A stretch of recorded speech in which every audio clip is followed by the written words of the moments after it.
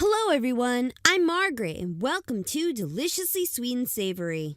Today I'm going to show you how to make tostones, which is another way to make fried plantains using green plantains. This is a very simple recipe, so let's get started. For this recipe you need one or more plantains and oil for frying.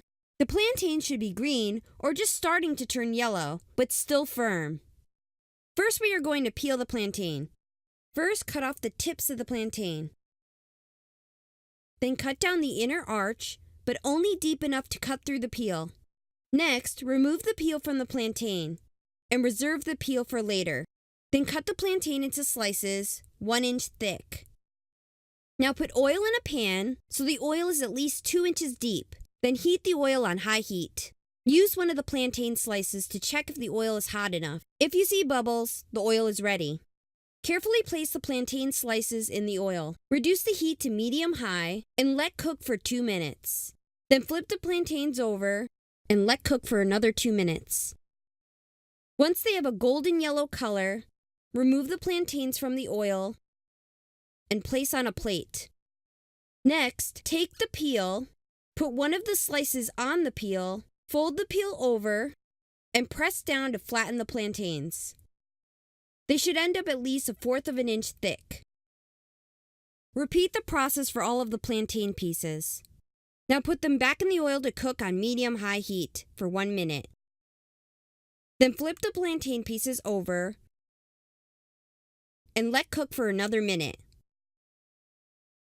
When the tostones look golden brown, remove them from the pot and place on a plate.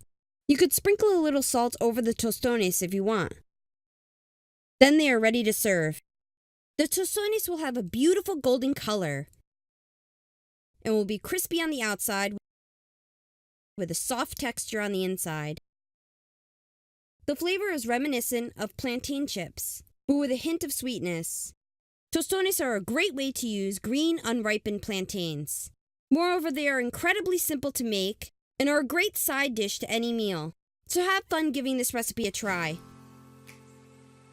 For more recipes like this one, visit my website, which also has the written recipes and ingredient amounts. You can also follow my channel. I'd like to take a moment to thank my patrons for their support. If you'd like to become a patron to support my channel, visit my Patreon page. Also, if there are any recipes, Cuban or otherwise, that you'd like to see, leave a comment below.